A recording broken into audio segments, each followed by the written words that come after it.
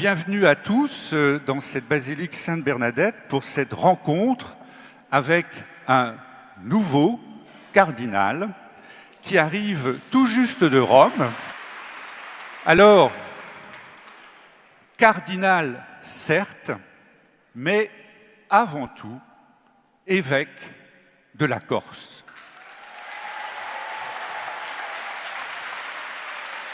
Et je crois justement que nos amis corses ont préparé quelque chose pour accueillir leur évêque et notre cardinal. Je leur laisse la parole. Quel honneur! Quel honneur de chanter pour notre cardinal. On se demandait qu'est-ce qu'on aurait pu chanter. En cantant en corse. Suonate campane corse, suonate in allegria, campate oiese corse, per la Vergine Maria. Merci. Merci pour cette improvisation. Alors, ma première question va venir d'un embarras quand j'ai préparé cette rencontre.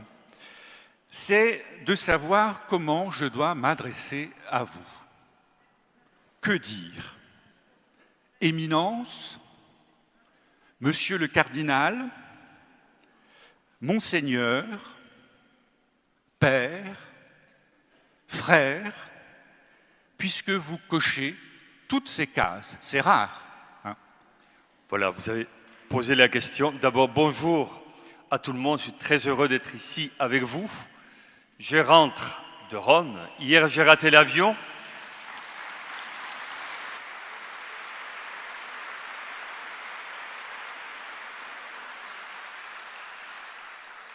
Je commence par une anecdote sympathique à propos de votre question.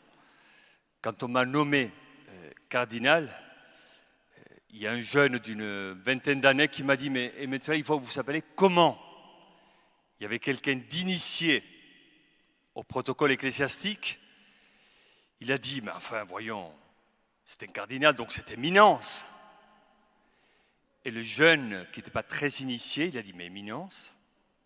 Ce sont des sous-vêtements. » Alors, c'est là que je me suis rendu compte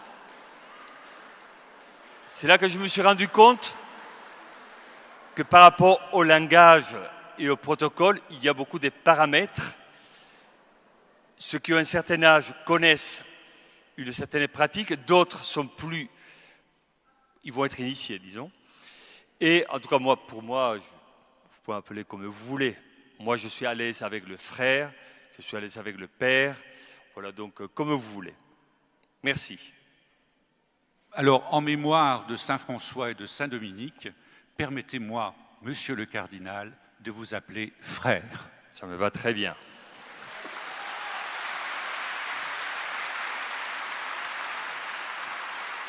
Alors, une première question pour mieux vous connaître. J'imagine que beaucoup de personnes ici ont déjà vu des interviews que vous avez pu donner sur plusieurs médias. Mais pour vous connaître un petit peu plus, personnellement, votre histoire, que diriez-vous de votre enfance, de vos parents, de la terre qui vous a vu naître?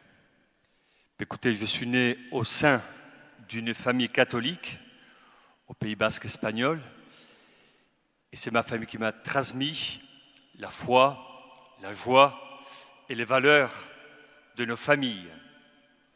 Quand on devient ce qu'on devient, on n'oublie pas d'où on vient. On n'oublie pas les racines. Il y a un critère, pour moi ce critère était simple et important, c'est d'être bien dans un lieu. J'étais bien avec les frères, j'étais bien avec les franciscains, j'aimais Saint François. Bon, à l'époque c'était le François de petits oiseaux, le loup, etc., le côté un peu romantique et sentimental, mais j'étais bien. Ce qui m'a frappé le plus, à ce moment de mon histoire, C'était la rencontre avec des jeunes frères franciscains. Moi, j'avais 10 ans, eux, ils avaient 18, 19 ans. Et je voyais des frères qui étaient heureux, sereins. Quelque part, j'avais des modèles devant moi. Et ces modèles m'ont stimulé à aller de l'avant. Je me suis dit, si eux, ils sont bien, ils sont heureux, pourquoi pas moi? Et on avait des liens étroits, d'amitié, de sympathie. Et moi, je me suis dit, mais finalement, dans ma vie, si je ne suis pas malheureux, s'il n'y a pas des pathologies particulières à l'époque, je me suis dit, mais pourquoi pas ne pas continuer sur la voie des franciscains? Alors vous voyez, ces critères pour moi étaient importants.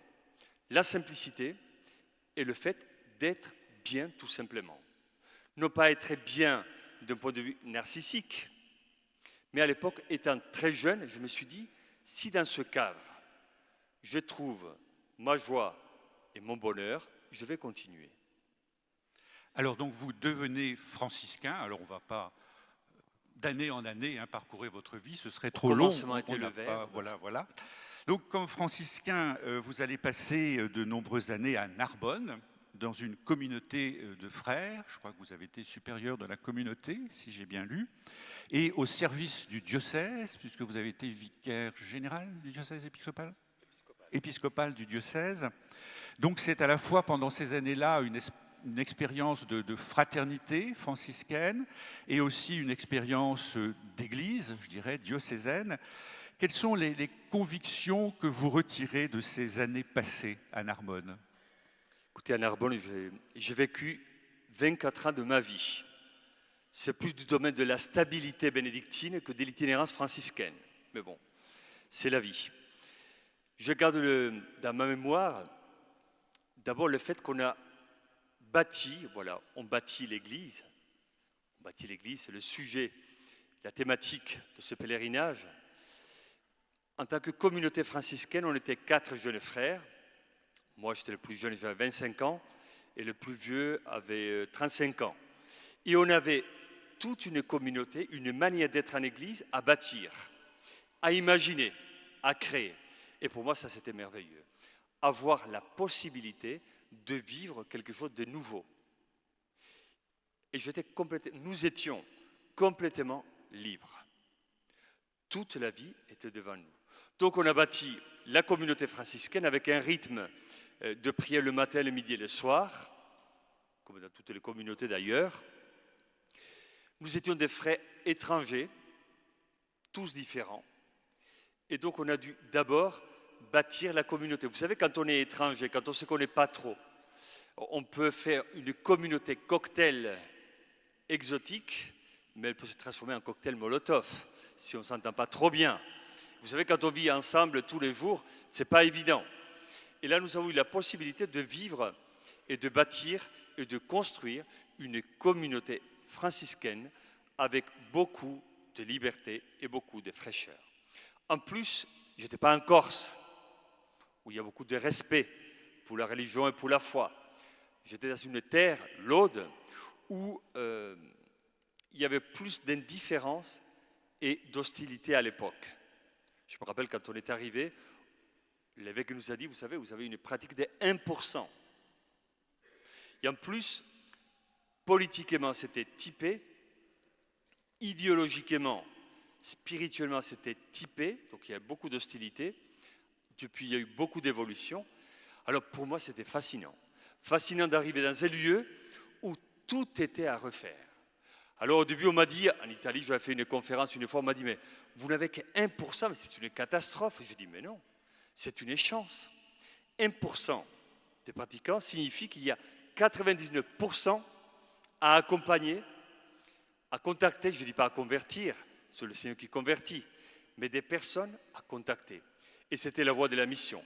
C'est là que nous avons vécu une mission sublime, parce qu'au début, quand on allait à la messe, à Saint-Bonaventure, il y avait quoi le dimanche? Une quinzaine de personnes. Vous imaginez? Il n'y avait que des bancs vides à l'intérieur. Alors, on a commencé à vivre la mission, c'est-à-dire à sortir de l'église, parce qu'on s'est dit, s'il n'y a avec une quinzaine de personnes, ils vont disparaître et nous avec, comme les dinosaures.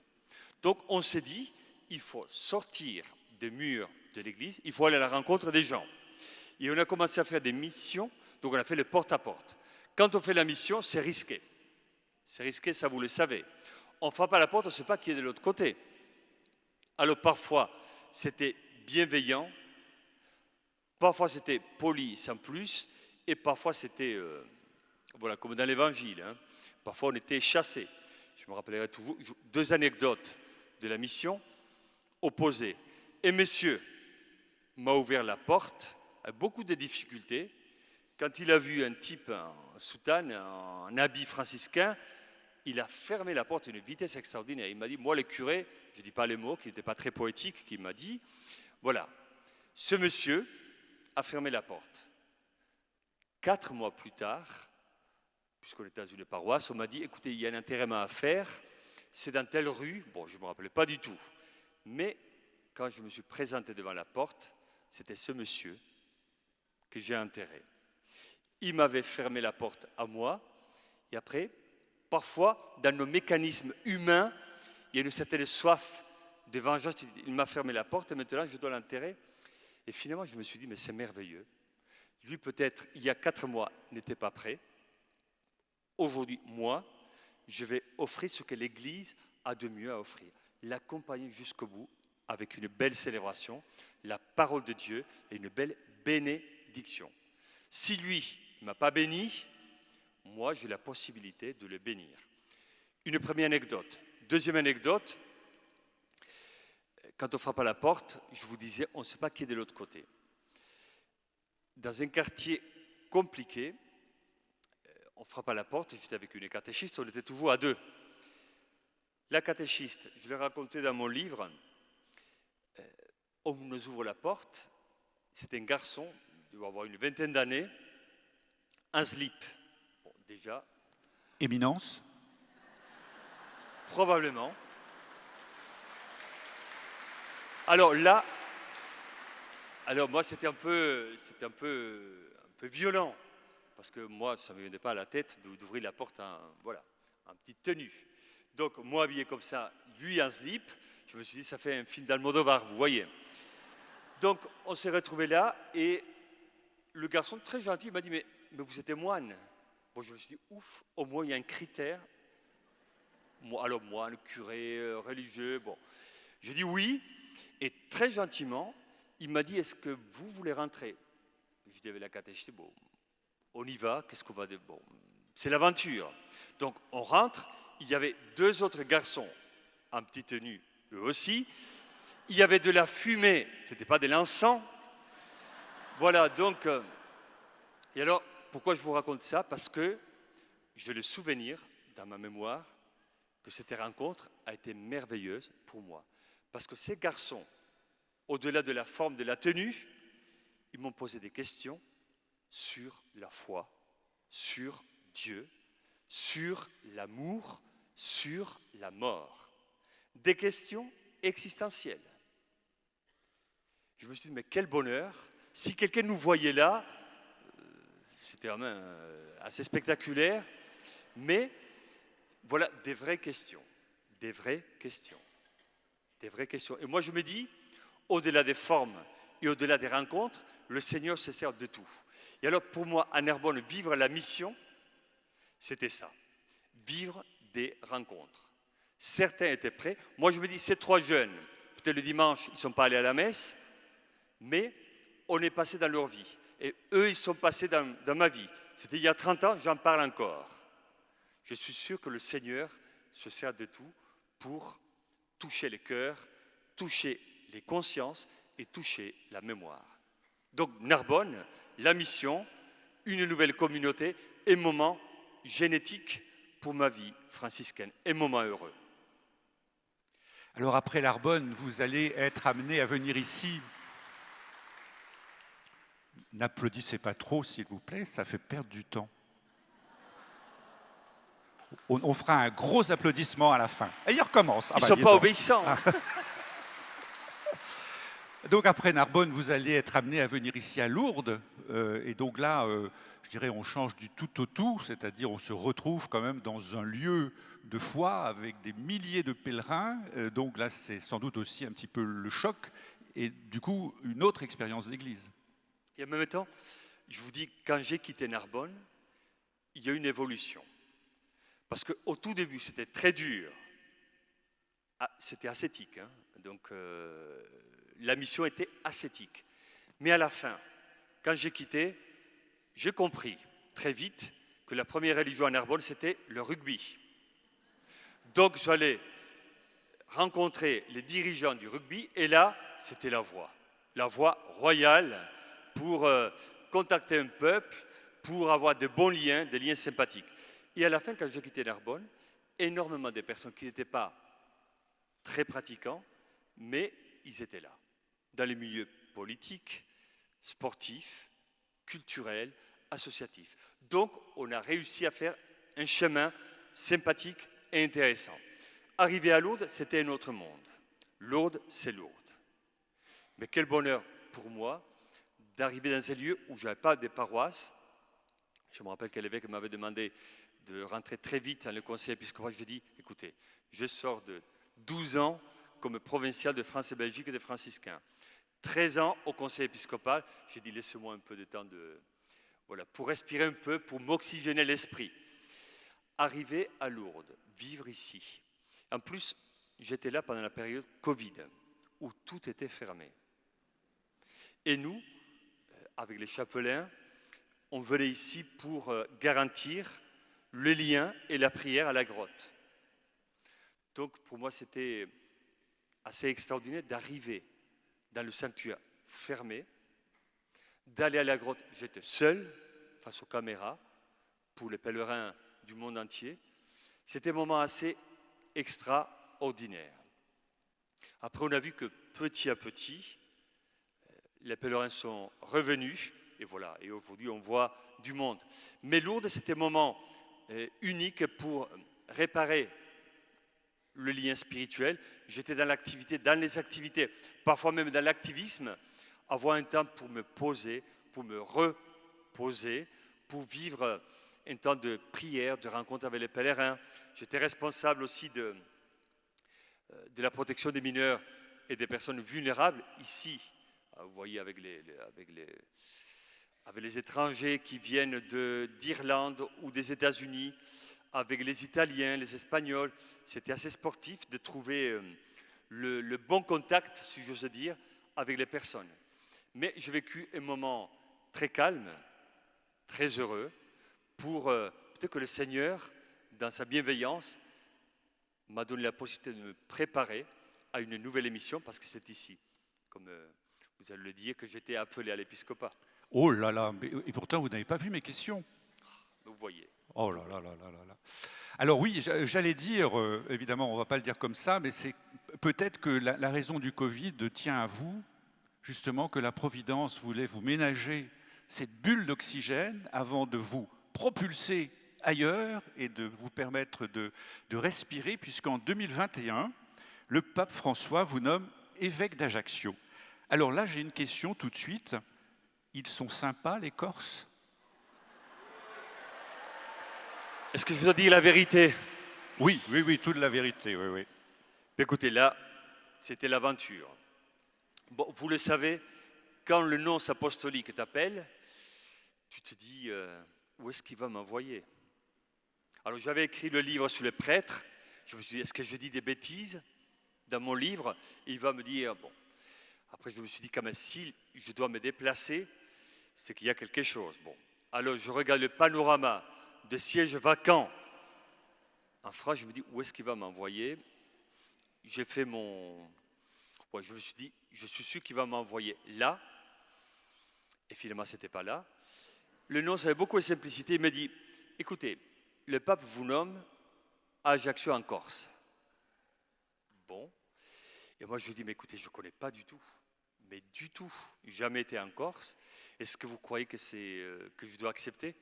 Et il m'a dit, écoutez, vous êtes franciscain. Vous connaissez la culture italienne. Les Corses vont vous aimer. Bon, alors je me suis dit, écoutez, j'ai dit oui depuis l'âge de 17 ans, quand je suis devenu franciscain, oui au sacerdoce, j'ai dit oui à cette nouvelle émission en Corse. Et sans trop de pression, ni de peur, je me suis dit, allez, si le Seigneur m'appelle, si l'Église m'appelle, j'y vais. J'ai eu une première rencontre, après, j'ai été nommé le 11 mai 2021. 10 jours après, j'ai fait ma première rencontre avec le clergé des Corses. C'était un très beau moment. Je me suis dit, je vais vivre une belle aventure au milieu de ce peuple. Et effectivement, c'est ce que je vis aujourd'hui. Il y a 2 ans que je vis en Corse. Je ne connais pas tout, je ne sais pas tout, mais j'ai dit au Seigneur, par mon oui, féconde mon ministère et que je puisse vivre l'aventure de la foi avec ce peuple que tu m'as confié. Vous savez, quand on porte une alliance, je l'ai dit souvent dans les médias depuis que j'étais nommé cardinal, quand on porte une alliance, ce n'est pas un bijou, c'est un lien avec un peuple. On est pasteur, on est lié, et toi tu le sais très bien, mon frère évêque le sait, on est lié à un peuple. Et à ce peuple, on doit donner ce qu'on a de meilleur, et de ce peuple, on doit sortir ce qu'il a de meilleur. C'est une belle aventure.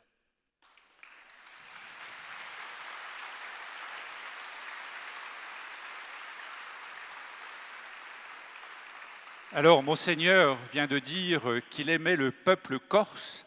Est-ce que le peuple corse qui est là aime son évêque ?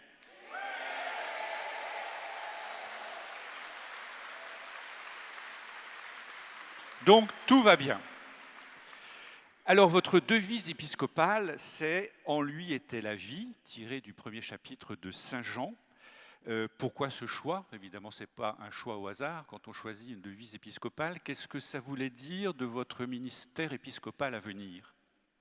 Écoutez, d'abord, j'avais pensé à toujours à une parole de Saint Jean. Cette parole m'a accompagné toute ma vie. C'est « Je suis la vie ». Mais après, je me suis dit quand même, maître, je suis la vie, et ça peut se prêter à des... Enfin, on a vu d'autres évêques qui ont mis d'autres devises, et après, c'est compliqué. Alors, au lieu de mettre « je suis la vie », j'ai mis « en lui était la vie ». Pourquoi ? Parce que depuis tout jeune, dans mon ministère sacerdotal, et en tant que franciscain, j'ai senti l'énergie de la vie. Je me suis dit, il faut que je transmette la vie, la fécondité, là où je suis. Parce que quand on est prêtre, j'étais curé pendant longtemps, quand on fait des baptêmes, quand on fait des mariages, quand on fait des enterrements, on est dans le mouvement de la vie. Nous, on est présents lors des moments bio-existentiels des personnes. La naissance et la mort, on est là. Et on est là pour parler de la vie et transmettre la vie. Et je trouve que c'est merveilleux. Moi, je sens depuis quelque temps que nous vivons dans une société occidentale assez mortifère. On nous annonce la mort de la planète, la mort d'un système politique, la mort d'un système économique, la mort de l'Église. Alors c'est déprimant. Moi, je me dis, ok, on n'est pas les plus forts, les meilleurs, les plus beaux, les plus, mais nous ne pouvons pas vivre. Tant qu'on a la vie en nous, c'est donc de transmettre la vie, de communiquer la vie, non pas dans la naïveté, mais dans la conscience que le Seigneur nous accompagne. Nous sommes sortis du tombeau. Le Christ est ressuscité. Il est sorti du tombeau, il a donné la vie, dont nous sommes porteurs de vie. Alors quand on rencontre les personnes, même dans le ministère ordinaire, confession, accompagnement spirituel, etc., on voit quand même qu'il y a beaucoup de personnes qui ont du mal. La vie, vous le savez, c'est lutter et aimer. On n'a pas les choix. Lutter et aimer. Et dans les deux cas, il faut être solide à l'intérieur. Alors quand on voit des personnes qui ont du mal, moi je me dis, mais nous sommes les disciples du Christ. Qu'est-ce qu'il a fait le Christ ? Vous voyez la petite fille de Jaïr, Talita Koum, lève-toi, vis. Quand on voit Lazare, quand il sort du tombeau, il y a 3 paroles d'autorité. Sors dehors, délie-le, laisse-le aller. Quand on voit la parole de Jésus aux sourds muets, Ephata, ouvre-toi. Jésus a la capacité de délier la langue et de réparer l'ouïe. Il répare la communication en vue de la communication. Donc je pense que nous avons un ministère lié à la vie, à apporter une nouvelle vie aux personnes et à apporter aussi le goût de la vie. Quand Jésus dans l'évangile de Matthieu dit vous êtes le sel de la terre, le sel donne du goût. Notre société et notre Église a besoin de retrouver le goût de la vie pour aller de l'avant. Et je trouve que c'est passionnant de pouvoir transmettre, communiquer l'envie de vivre. Je le dis souvent, les Corses m'entendent souvent désormais, ils sont aussi fatigués de m'entendre. Je dis qu'il ne suffit pas d'exister, il faut vivre et il faut vibrer. La vie est belle, comme disait Bénigne dans son film. La vie est belle. C'est à nous aussi, non pas d'être naïfs, c'est pas à nous d'être peace and love et de dire tout va bien. Non, mais il s'agit de communiquer l'envie de croire, l'envie de vivre parce que nous sommes et parce que nous croyons. Alors, on pourrait se dire 2021, voilà, Monseigneur Bustillo est évêque d'Ajaccio, voilà, il va naviguer sur les côtes corses pendant quelques années, comme ça. Mais 2023, patatras, depuis les fenêtres des appartements pontificaux, lors de l'Angélus, le pape François annonce la création de 21 nouveaux cardinaux et parmi eux, un certain François Burtillot. C'est la surprise générale et j'imagine aussi une surprise pour vous. Non, parce que j'avais payé. Ah, d'accord. J'avais payé. Alors, c'était on saura tout, hein, on saura tout. Alors, vous saurez tout, on se confesse. Non, alors écoutez, c'était étonnant parce qu'on avait vécu à Rome du 3 au 7 juillet une formation pour les évêques de France. Nous étions 33 pour la question des mœurs. Donc on avait visité une formation au dicastère de la doctrine de la foi et des évêques. Et moi, avec les évêques, je ne dis pas des noms, mais il y avait des types absolument remarquables. Et je me suis dit, mais quelle chance que j'ai, parce que moi j'ai 2 ans, je sors du noviciat épiscopal. Je me suis dit, mais quelle chance de partager avec ces évêques qui ont de l'expérience, une intelligence, un savoir-faire pastoral, humain, à tous les niveaux. Je me suis dit, mais quelle chance quand je suis rentré en Corse. Le dimanche matin, je célèbre la messe à la cathédrale, il faisait une chaleur épouvantable. Donc j'arrive à l'évêché, et là, voilà, patatrac. Voilà, donc, et là, au début, je ne croyais pas trop, et c'est le cardinal Corse Mamberti qui m'a téléphoné, donc ce n'est pas le type à faire de blagues, donc je me suis dit, ça doit être vrai. Et donc, et là, alors, bouleversement, je vous assure, c'est assez brutal, c'est brutal. Parce que quand on est évêque, le nonce t'appelle, ok, tu sais que, bon. Ensuite, il y a des enquêtes, il y a un timing. Voilà, donc on va fixer la date pour l'annoncer avec le Vatican, on va fixer la date pour l'ordination, donc il y a un timing et tu te prépares. Là par contre, François sort à la fenêtre, sort sa liste et tu es dedans. Et tu es cardinal, tu n'as pas téléphoné pour te dire « Est-ce que tu veux, je pensais à toi ?» Non, tu es cardinal, tu es nommé cardinal en tout cas. Donc c'est très brutal. Alors, ensuite, il y a la brutalité de l'annonce, il y a la brutalité de ton portable qui explose par tous les messages. Et donc, voilà, on vit quelque chose d'assez étonnant. Alors, moi, je peux vous dire que je ne m'attendais pas du tout, comme vous pouvez l'imaginer. Je me suis mis à la place des évêques français. Je me suis dit, moi comme eux, mais François Bustillo, la Corse, cardinal. Bon.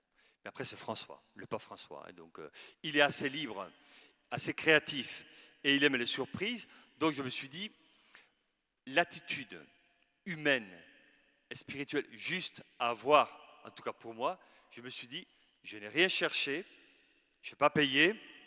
Donc, finalement, je dois l'accepter dans la confiance. L'accepter dans la confiance. Et avec du détachement. Parce qu'aujourd'hui, on t'appelle pour une responsabilité. Qu'est-ce qu'il y a derrière? Je ne savais rien. Je vous confesse quand même, je me dis, qu'est-ce que ça veut dire être cardinal? Je voyais le rouge, ok, c'est assez rapide.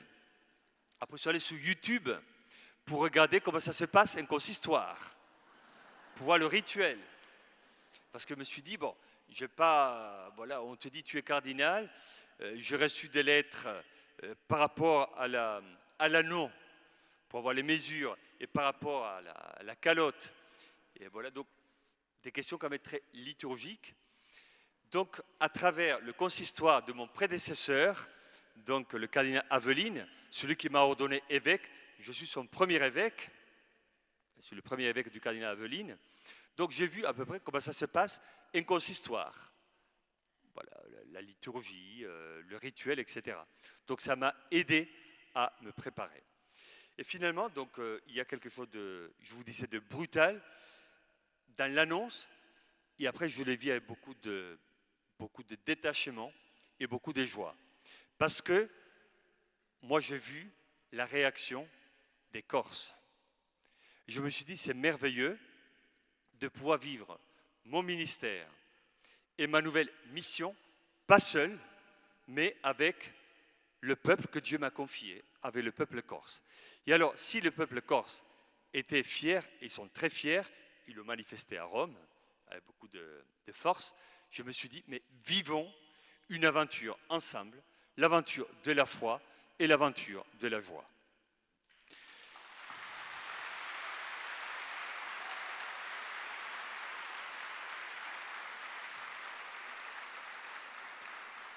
Alors donc, vous venez de raconter comment vous vous étiez préparé à cette place Saint-Pierre. Donc samedi dernier, vous avez donc été créé cardinal sur cette place Saint-Pierre par une belle matinée d'automne. Nous avons été sans doute, beaucoup parmi nous ont suivi cette célébration à la télévision. On a noté, en effet, à l'applaudimètre, qu'à l'appel de votre nom, ça résonnait bien sur la place Saint-Pierre. Je crois qu'il y avait quelques Corses. Hein. Et là, sur cette place Saint-Pierre, vous êtes apparu tout vêtu de rouge, comme le veut la tradition cardinalice, mais vous n'avez pas pour autant abandonné l'habit de Saint-François. Oui, tout à fait. On a trop parlé. 1, 2, 1, 2. Allô, allô? 1, 2, A. On va parler là, peut-être. A. 1, 2. Allô, allô? Non, là non plus. C'est un signe. C'est un signe, oui. Alors, est-ce qu'il y a quelqu'un à la régie? Deux frais désemparés. Sans voix. Alors, on pourrait faire comme à la radio, n'est-ce pas? Essayer de meubler. 1, 2, 1, 2. 1, 2, 1, 2. 1, 2, 1, 2. 1, 2, 1, 2. 1, 2, 1, 2. Japon de fort. 1, 2, 1, 2. Moi, je vais essayer de parler fort.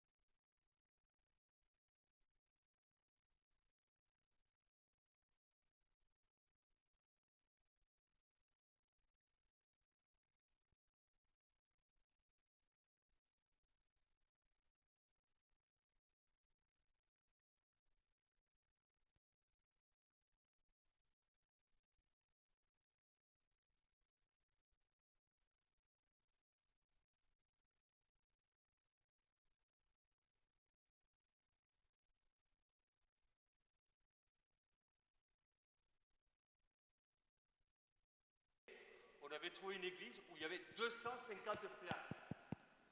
Alors quand on a vu le crescendo des personnes qui étaient inscrites en Corse pour la célébration, on était dans les 800, 850.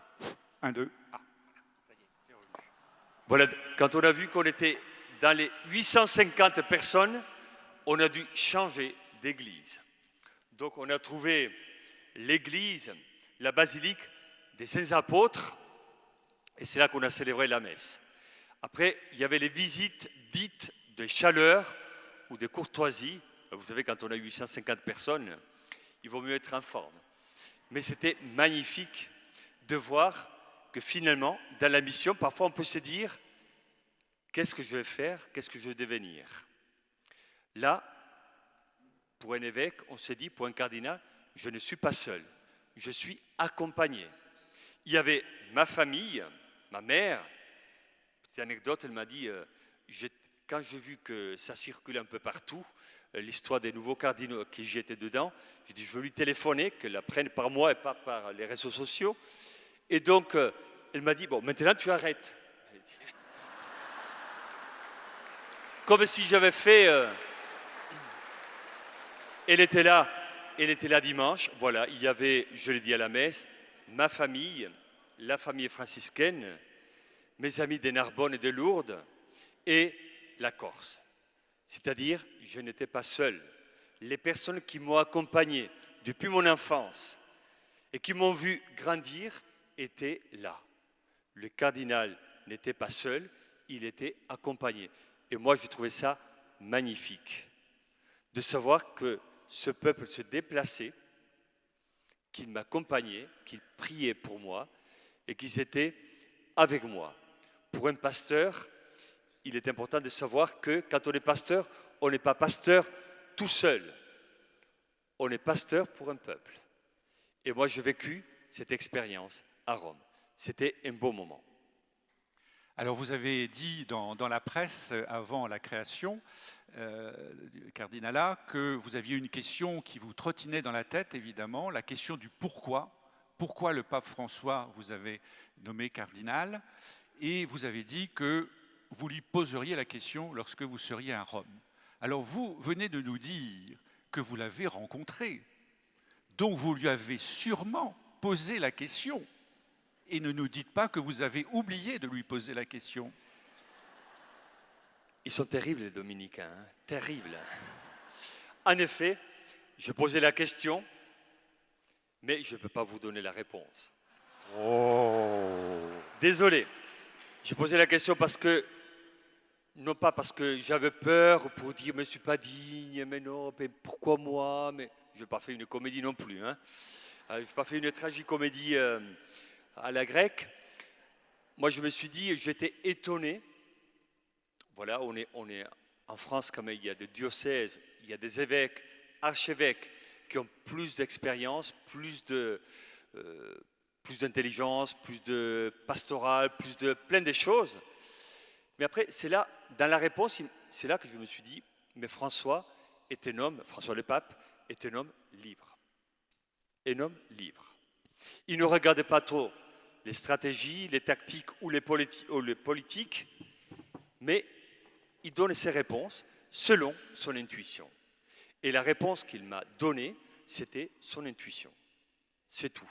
Donc, je lui ai fait confiance. Alors, dans la presse, avec la création de ces nouveaux cardinaux, beaucoup de journalistes ont dit « Le pape François prépare sa succession ». Alors, il est vrai que ce sont... D'où la crainte de votre maman, hein, à juste titre.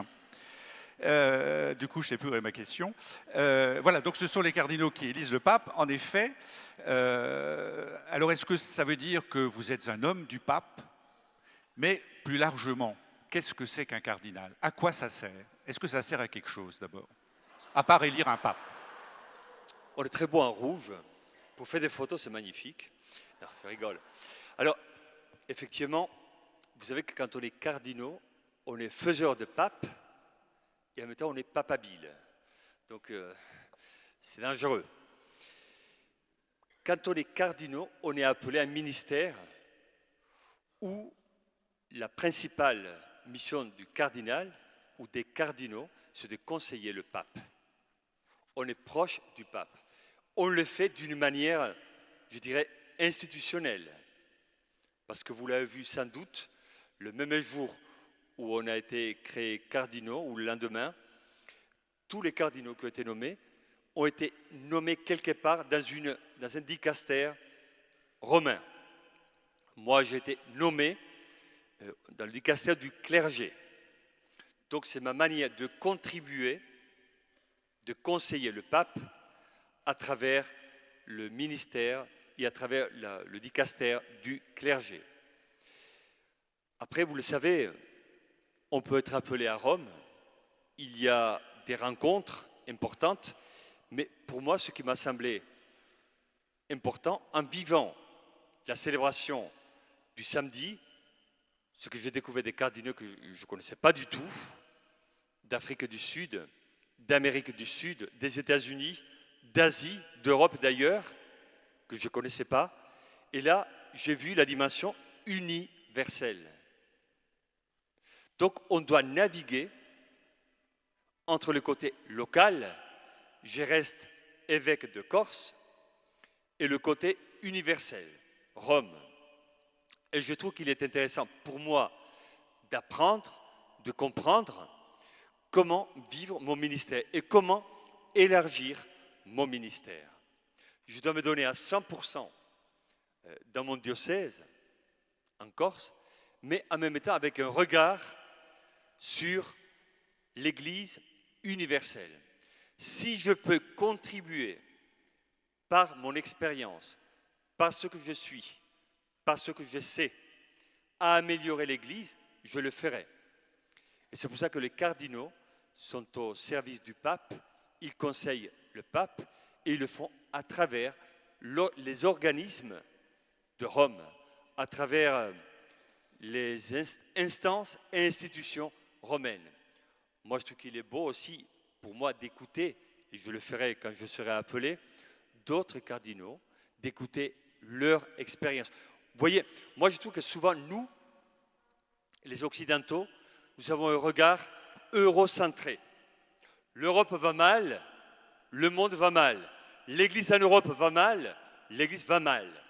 Mais je me suis rendu compte, et je parlais avec quelques cardinaux, qu'il y a de la fraîcheur en Amérique, en Afrique, en Asie.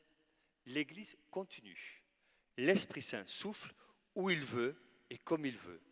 Et moi, je trouvais plein, en tout cas pour moi, c'est le message que j'ai reçu en tant que cardinal, j'ai senti beaucoup de fraîcheur à travers la présence de cardinaux venant d'ailleurs. Alors moi, je me suis dit, vivons avec passion, vivons avec espérance la vie de l'Église. Je veux beaucoup comprendre des autres continents, des autres cultures et des autres traditions. Alors donc, gardons confiance, en effet. Alors vous venez de dire que vous allez partager votre vie aujourd'hui entre l'Église de Corse et l'Église universelle, et donc vous allez avoir aussi une parole universelle d'une certaine manière, et donc une question là-dessus, mais concernant l'Église de France proprement dit, qui, tout le monde le sait, est traumatisée par les abus qui ont été révélés il y a quelques mois. Comment redonner aujourd'hui confiance à cette Église de France? Comment redonner envie de ne pas quitter l'Église à ceux qui se sentent trahis en apprenant tous ces crimes? Qu'est-ce que vous auriez envie de leur dire?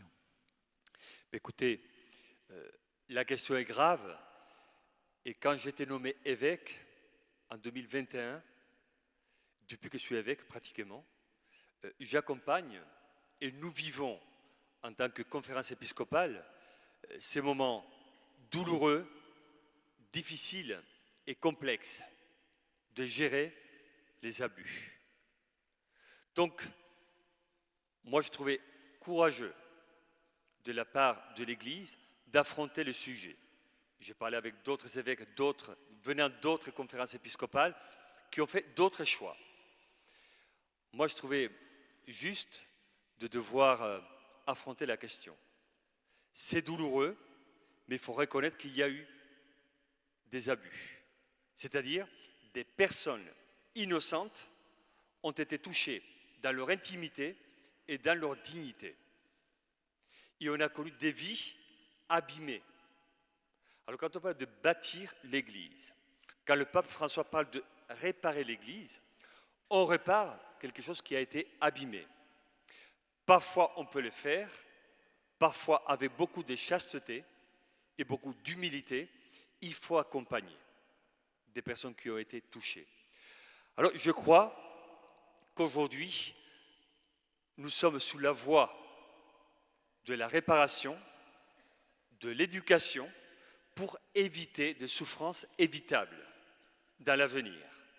Dans chaque diocèse, il me semble, en France, on a des équipes, on a des personnes compétentes pour accompagner, s'il y a des cas, et pour gérer, et pour éduquer, et pour éviter justement ces souffrances.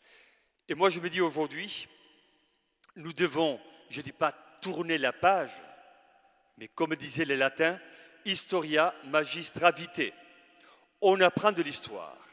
Nous devons apprendre de ces pages douloureuses, mais aujourd'hui, nous devons aller de l'avant. Et si dans le passé, certains ont écrit des pages sombres, c'est à nous d'écrire aujourd'hui des pages lumineuses. Non pas dans la naïveté, mais dans la cohérence évangélique. C'est à nous de nous dire aujourd'hui, nous, vous et moi, nous avons à écrire des pages lumineuses pour nos enfants, pour nos jeunes. Quelles traces allons-nous laisser? Nous avons vu dans le passé les traces que certains ont laissées. C'est à nous aujourd'hui de laisser des pages heureuses, ou en tout cas cohérentes avec l'Évangile. C'est à nous aujourd'hui, parce que je crois que nous vivons un déficit réel d'espérance. L'Église a besoin d'espérance. La société a besoin d'espérance. C'est à nous de croire, c'est à nous d'espérer, c'est à nous de vivre une nouvelle page, une nouvelle étape dans l'Église.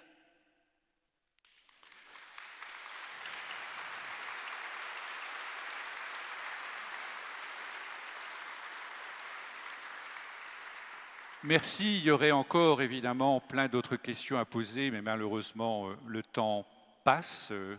Je partirai avec des questions qui resteront sans réponse. Mais en tout cas, les réponses que vous nous avez données sont, je pense, allées droit au cœur des Corses et des autres.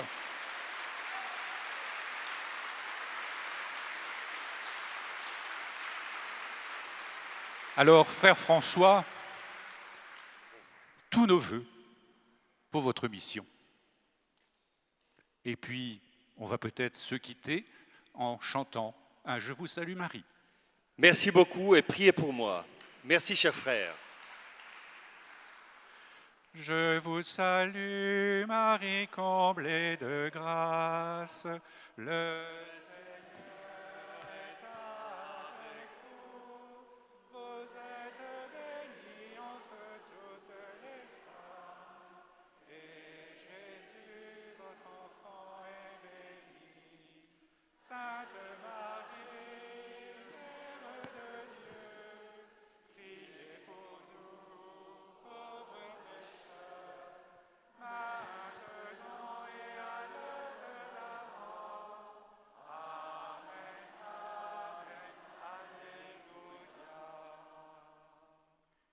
et peut-être une bénédiction de notre nouveau cardinal.